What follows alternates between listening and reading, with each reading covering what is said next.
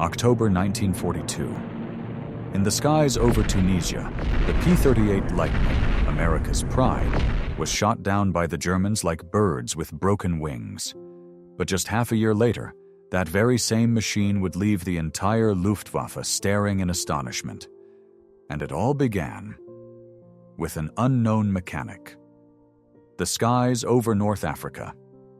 At 25,000 feet, a formation of P-38 Lightnings from the U.S. Army Air Force's 14th Fighter Group was escorting B-17 Flying Fortresses toward targets near Tunis. These heavy yet proud aircraft, their aluminum wings gleaming under the Mediterranean sun. Then suddenly, from the west, Luftwaffe Messerschmitt Bf 109G6 IS dove in. From above, they plunged like silver daggers, attacking from the direction of the sun, the exact tactic the Germans had honed since the battles over France and England. Inside the P-38 cockpits, American pilots pushed the throttles forward. Twin Allison V-1710 engines roared, propellers slicing through the air fiercely. But the aircraft didn't surge upward as expected. At 20,000 feet, the thrust seemed to vanish. Climb rate dropped sharply. A pilot shouted over the radio, "Can't climb!" The lighter Bf 109Gs, with superior turbocharged DB605 engines at altitude, quickly gained the upper hand. They looped back and dove into the struggling P-38 formation. Within minutes, 2 Lightnings were hit, black smoke trailing behind. Pilots popped open the canopies and bailed out, small white dots falling against the blue sky. That wasn't the only battle. From North Africa to the Mediterranean, from late 1942 into early 1943, report after report reached U.S. Air Force Command with the same message: P-38 loses power above 22,000 feet, sluggish engine response, poor climb performance. For the United States, a nation that had placed its faith in this powerful twin-engine fighter, it was a painful blow. The P-38, built by Lockheed under the guidance of brilliant engineer Clarence Kelly Johnson, had been touted as the plane that could do it all: fast, powerful, long-range, high-altitude. In trials at Burbank, California, it had broken the 400 meters barrier, an astonishing speed for its time. Yet on the North African front, this Lightning struggled as if weighed down by stone. Engineers back home were baffled. Every technical specification was within standard. The turbocharging system functioned correctly, intake pressure was nominal, and temperatures stayed within limits. Yet in combat, the P-38 wheezed. The truth lay beyond what blueprints could predict, on the battlefield itself. Ground temperatures in Tunisia sometimes soared above 40 degrees Celsius. The air was thin, hot, and choked with dust. The P-38's intercooler system, designed for America's temperate climate, couldn't cool the intake air fast enough. The air entering the combustion chambers was too hot, oxygen density dropped, and engine performance suffered. But at the time, no one in command truly understood the cause. Pilots only knew that every time they climbed, the right engine overheated, while the left lost power. Over the radio, there were heavy breaths, the whistle of wind, then silence. By December 1942, after mounting losses, the U.S. Air Force had to lower the P-38's operational ceiling to 20,000 feet. At that altitude, they were safer. But it also meant the Lightning could no longer escort bombers at higher levels, its original mission. Half the aircraft's potential was locked away due to a few degrees of heat. At Castel Benito Air Base near Tripoli, where the 82nd Fighter Group was stationed, mechanics worked to exhaustion under the blistering sun. They wiped oil, replaced spark plugs, adjusted propellers, and they began noticing something strange. When they opened the intercooler outlet flaps wider than the manual allowed, the engine seemed to run stronger. But according to the technical guide, doing so was wrong. Risk of thermal shock.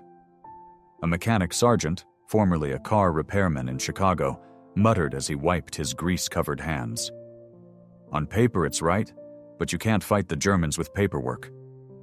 He looked at a P-38 awaiting inspection and began to wonder, if we can force more cool air through the intercoolers, could the engines breathe again?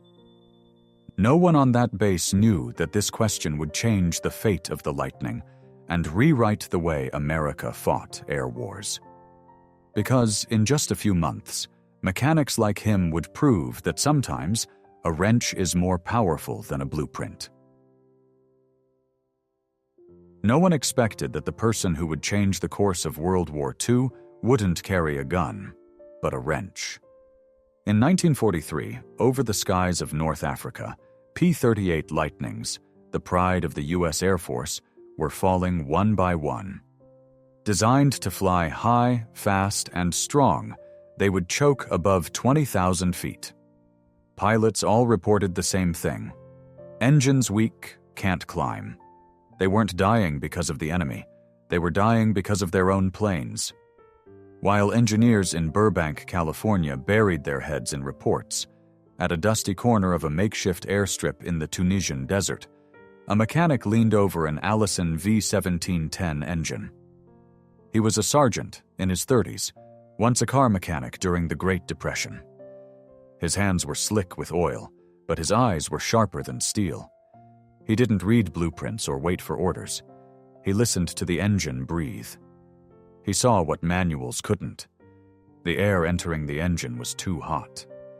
The cooling system, the intercooler, designed for California weather, was struggling in the 40°C heat of North Africa.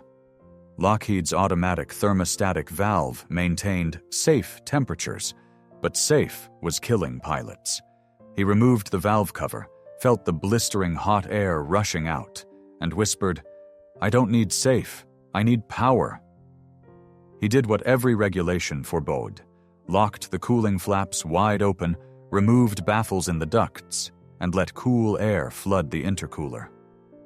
It wasn't a repair, it was a liberation of the plane's breath. The next morning's test flight, a young pilot climbed into the cockpit. He grinned and said, "If it blows, tell my mom I said hi." The P-38 taxied, accelerated, and took off. 5,000 feet, 10,000, 15,000. The temperature gauge stayed steady. Pressure rose steadily. 20,000, 25,000, 28,000. The radio crackled with joyous laughter. "She climbs like a homesick angel." The whole airfield held its breath. When the Lightning landed, its fuselage still radiating heat, the mechanic checked. No cracked cylinders, no failed bearings, no damaged pistons. Just a cool, strong engine, better than ever. He wrote a single line in the maintenance log. Field modification, intercooler flap fully open. No report, no medal. But within a week, every technician in the squadron silently followed suit. Those opened-up P-38s climbed higher, faster. When the Luftwaffe showed up at 26,000 feet, the Americans were already waiting. One lieutenant shot down 3 Bf-109s in a single battle. The after-action report read, "Aircraft exhibited superior climb performance." Word spread across the front. Pilots requested the modded Lightnings. They gave them a nickname, White Lightning. By June 1943, units across the Mediterranean and Europe had adopted the modification. Loss rates dropped 40%, climb rate improved by 15%. Meanwhile, back in the U.S., engineers at Wright Field and Lockheed Burbank were still debating. They proposed redesigns, new thermostats, estimated timeline, 8 months. But war doesn't wait 8 months. The Lightnings on the front lines had saved themselves in just 4 hours of wrench work. When Lockheed finally received one of the modded P-38s for inspection, they were stunned. Engineers who once feared a 0.1 degree coercive variance now faced a machine that had completely broken the rules. Thermostat removed, cooling flaps fixed wide open, ducts clear. But data doesn't lie. 12% better performance, 200 more horsepower at 25,000 feet, temperatures still within safe limits. In August 1943, they rolled out the P-38J, an official upgrade with wider air ducts and a re-engineered thermostat based on the very mistake of that unknown mechanic. A year later, the P-38L was born, climbing 30% faster than the original version. The world thought Lockheed were the geniuses. No one knew the secret came from a grease-stained hand in the Tunisian desert. From that point on, U.S. air strategy changed. The P-38 was no longer a low-altitude fighter, but a high-altitude escort, flying alongside B-17s and B-24s across Europe. More bombers made it home. Pilots grew more confident, and America began to dominate the skies. No medal bears his name. No record officially honors him. But in the diary of a pilot in North Africa, one trembling pencil line remains, "I'm alive because a mechanic dared to open the cooling flaps." War creates heroes, but sometimes a hero is just someone who listens to the breath of metal. Amid engines and gunfire, one simple truth remains. America won not just with firepower, but with hands that dared to think, to act, and never accept good enough while their brothers were falling. After that successful test flight, the entire squadron felt like they had awakened. News spread faster than the desert wind. The P-38 Lightnings, once mocked as twin-engine planes with the power of one, were now being fought over by pilots eager to fly them. They didn't need technical reports or mechanical knowledge. All they knew was this: the machine had come alive. It could breathe. From the red dirt airfields of Tunisia to Sicily and along the Mediterranean, hundreds of maintenance crews began manually adjusting the intercoolers the way the unknown mechanic had done. No factories, no blueprints, just a wrench, a few hours, and the belief that they could save their comrades in the sky. The results came immediately. In April 1943, a Lightning squadron from the 1st Fighter Group escorting B-17 bombers over the Mediterranean climbed to 26,000 feet in record time, 6 minutes faster than before.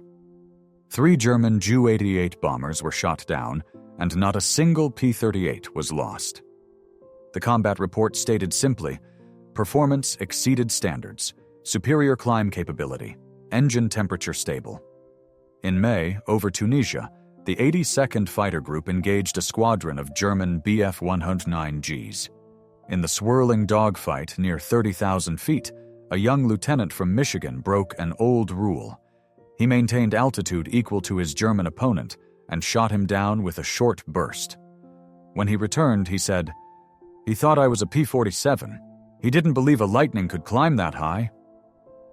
This wasn't just a technical victory. It was a triumph of American industrial will.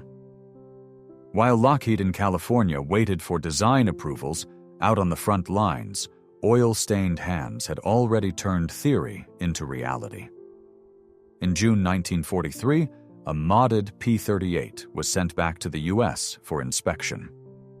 When Burbank engineers opened the engine bay, they were stunned. The thermostat disabled, cooling flaps locked wide open, air ducts widened. On paper, it was 15 major violations. But in practice, the data was nearly unbelievable. Power increased 12%, temperatures dropped, and climb performance surpassed every test bench result. Lockheed didn't argue. They accepted the truth and acted like true Americans. They learned from the mistake. In August 1943, the P-38J rolled out with a completely redesigned cooling system, maintaining the open airflow principle from the unknown mechanic. A year later, the P-38L improved it further, climbing 30% faster and maintaining temperature more consistently than any previous version. Now, the P-38 was no longer mocked at high altitudes. It became the guardian of the skies, escorting B-17s and B-24s across the ocean, deep into German territory. From September 1943 onward, bombing raids over Regensburg, Schweinfurt, and later Berlin all had Lightnings in escort. The machines that once choked at 20,000 feet were now soaring at 30,000. The numbers don't lie. Within 3 months of the modification being implemented,